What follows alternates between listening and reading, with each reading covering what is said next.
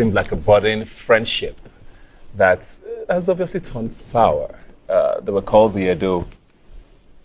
I don't want to say the word witches, but let me call them the Edo Queens. It was Rachel, Chichi, and Phyna. Rachel, let me start with you now. What brought you guys together in the house?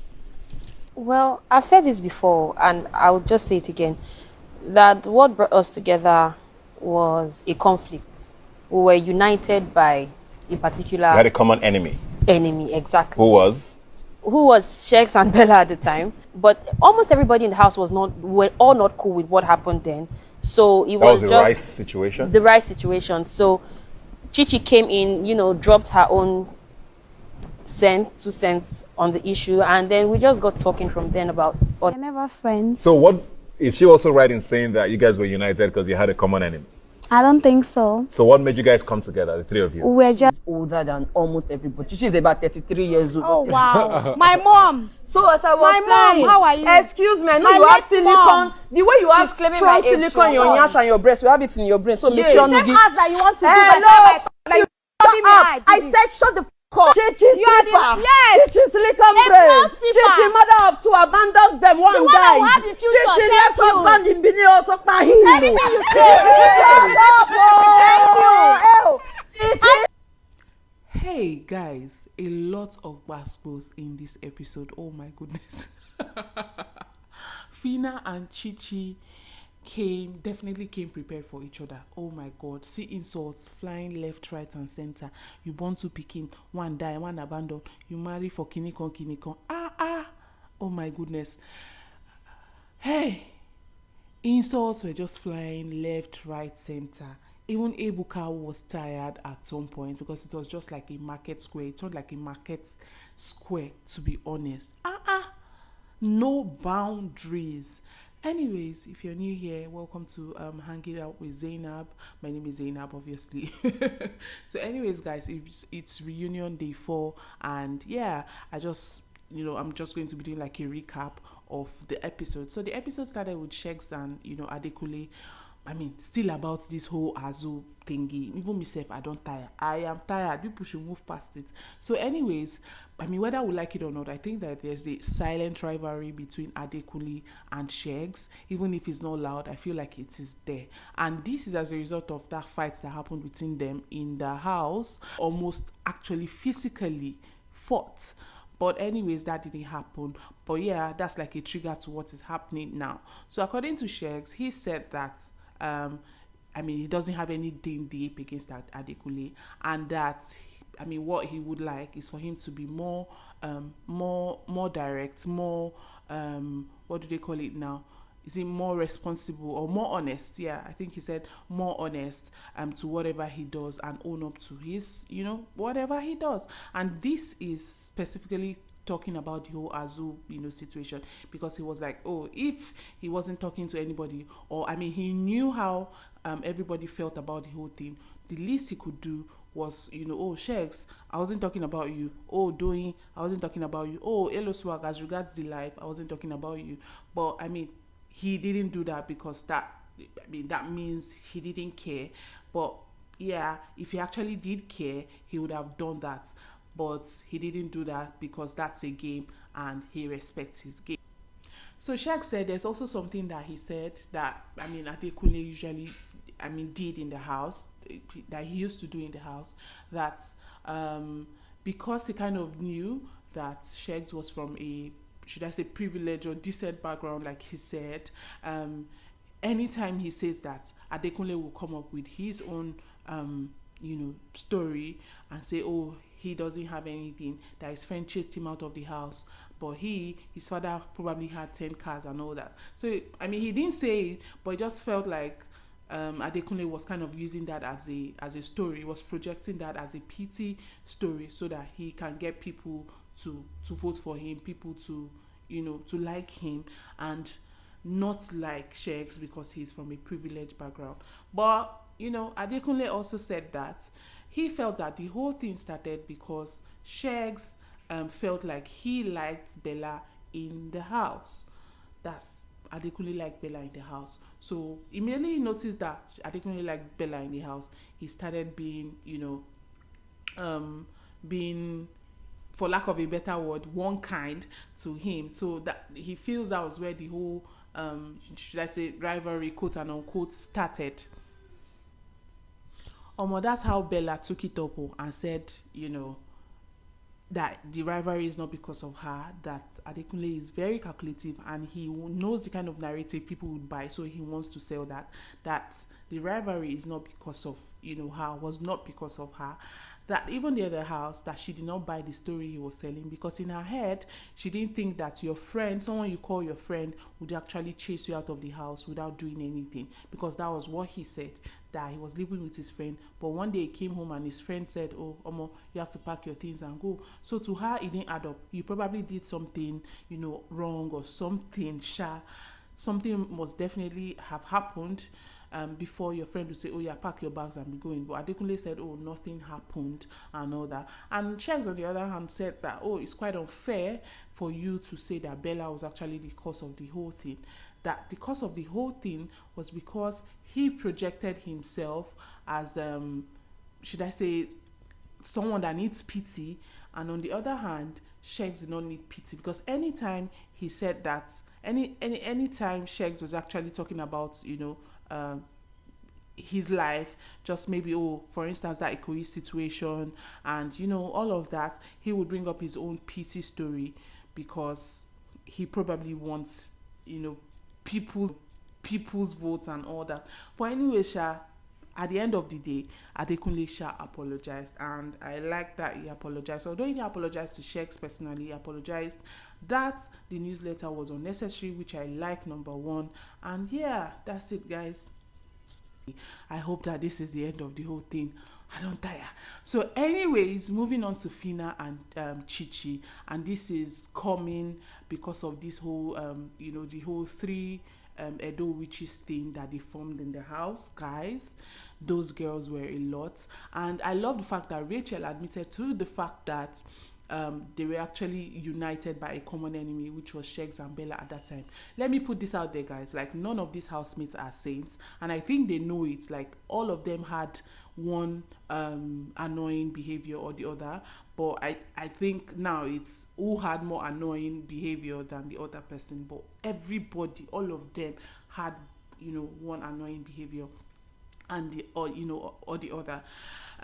While the show was going on, I don't know why Shegs and Bella were always, I don't know, like they were the targets, even in the house, even outside, like they were the targets. I understand that they can be a lot, because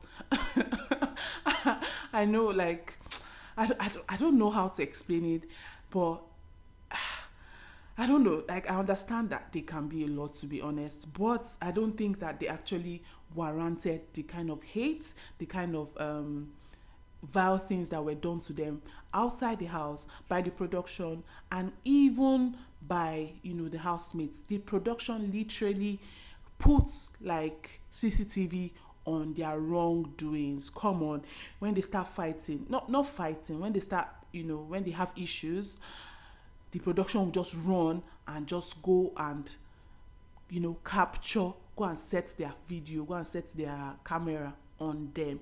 Come on now.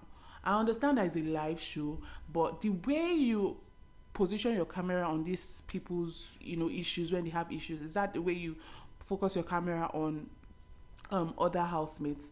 But anyways, that being said, I'm glad that they are doing well for themselves. But yeah, the Edo witches, the rise and fall of the Edo witches, Edo sisters. So anyways, Rachel admitted to the fact that they were united by a common enemy, and I love that. He also asked if they were friends, and she was like, no, that they were not friends. The only thing keeping them together was that, and this was after that whole rice incident, the back and forth with Rachel and Shegs and Bella. The whole thing just stirred the pot. So I think after that fight or altercation, if I can call it that, they now became like really close. Sometimes even CHICHI would even plot against what's her name, Bella, save out things, say she'll put her head inside, is it toilet water, give her toilet water to drink, and I'm like, really? Wow. in as much as Shegs and Bella were somehow annoying in the house, I don't think they ever said any vile thing, to anybody. I don't think they ever said, oh, they will treat this person's fuck up, I don't think they ever said that. But you see that Chichi, she's not a saint. Like, nobody's a saint in the house, especially Chichi. Chichi is not a saint. So anyways, moving, on from that, Ebuka asked Chichi if she thinks they were friends. Chichi said no, that she didn't think they were friends, and they knew it. So anyways, moving on to Phyna. Phyna gave her own 2 cents. So they asked her a simple question, right? The next thing we heard was, I know that Chichi is older than almost everybody in this house. Chichi is 33. I'm like, where is this coming from? My goodness, where is this coming? Just answer the simple question. Like, before they use you, use your sense, right? Like, you have a lot of, things going on. Like, you had a lot of things. So many people have a lot of things to say about you. Don't make them have more things to say about you, if that makes sense. But of course, she went on and on. That was when she started insulting Chichi. Your mother of 2 abandoned one. That one died. Hey, on top of simple question. Anyways, we don't know how it happened before. We don't know what happened, what led to that. But I mean, that's a lot, guys. That's a lot. Ebuka had to literally tell them to, hold on. I guess we'll see more of that maybe later today. So moving on to Chomzi and Chichi, and I think Rachel as well. So, I mean, Ebuka asked Rachel about Chichi, and she was like, Chichi and her are, they are just cool, they are not friends. This is just funny because, I mean, considering how close they were in the house, now, like, they are no longer friends. Like, So anyways, moving on to, Rachel and Chichi, like, as I was saying. So, Rachel was like, she was planning something, and she even contacted Chichi, but Chichi was, cold towards her. And Chichi was like, she responded, she said, okay. And Rachel was like, no, that you did not. Then she, brought in Chomzi, and Chomzi was like, yes, that she did not respond, she did not say okay. And that she even tried to call Chichi, but Chichi blocked her. Now there another just enter again. So Ebuka was like, block you how? What happened and all that? And Chichi was like, oh, she saw video clips of Chomzi saying different things, especially her saying things about her using her parents for as a strategy to win the money. And she was like, that she did not do that, and she would not use her parents for a strategy to win the money. And even that aside, everybody came in desperate. She wanted to win the money. Even Chomzi too wanted to win the money. So she doesn't understand what Chomzi is saying.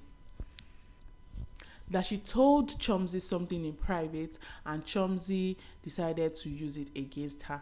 And Chomzi was like, you can't be telling me something, secret, because it's a live show, and everybody actually hears what you're saying. So it's not a secret. And Chichi was like, so you left your feelings, you left your humanity outside because you're coming for a live show.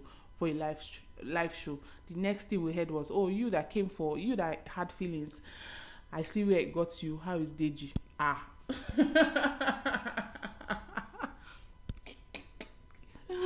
Another one entered again.